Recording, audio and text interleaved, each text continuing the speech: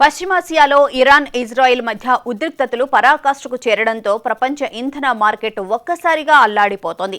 ముఖ్యంగా ఇరాన్లో కొత్త సుప్రీం లీడర్గా ముస్తఫా ఖమేనీ బాధ్యతలు చేపట్టిన వేళ ఇజ్రాయెల్ ఆ దేశ చమురు నిక్షేపాలను లక్ష్యంగా చేసుకోవడం ప్రపంచవ్యాప్త ఆందోళనలకు దారితీసింది. అంతర్జాతీయ మార్కెట్లో బ్రెంట్ క్రూడ్ ఆయిల్ ధర 4 ఏళ్ల తర్వాత రికార్డు స్థాయిలో $100 మార్కును దాటి ప్రస్తుతం $108 దిశగా దూసుకుపోతోంది. ప్రపంచ చమురు రవాణాకు కీలకాధారమైన హార్మూజ్ జలసంధి మూసివేత భయాలు తోడవడంతో భారత్ వంటి దిగుమతి ఆధారిత దేశాలపై తీవ్ర ఆర్థిక ప్రభావం పడే సూచనలు కనిపిస్తున్నాయి.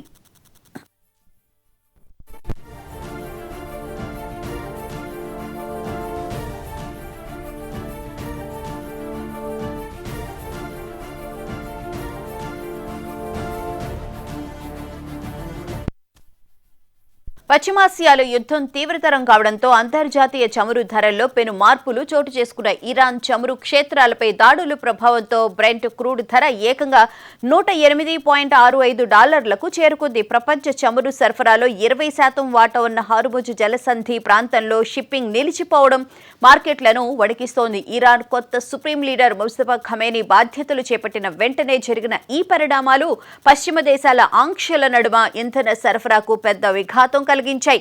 మున్ముందు ఈ ధరలు $120 వరకు చేరవచ్చని నిపుణులు హెచ్చరిస్తున్నారు.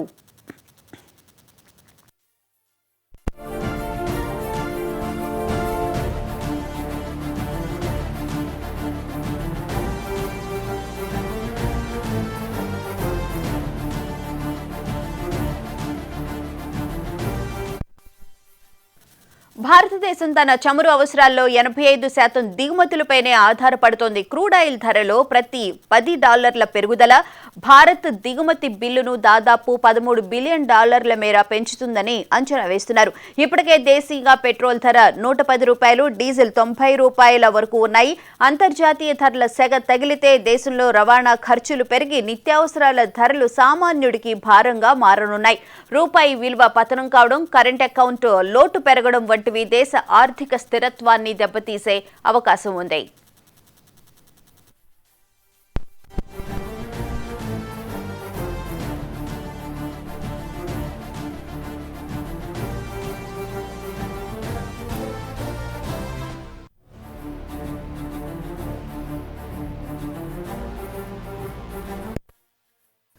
తీవ్రమైన చమురు సంక్షోభం ఎదురైతే తట్టుకునేందుకు భారత ప్రభుత్వం తన వద్ద సుమారు 74 రోజులకు సరిపడా చమురు నిల్వలు ఉన్నట్లు స్పష్టం చేసింది.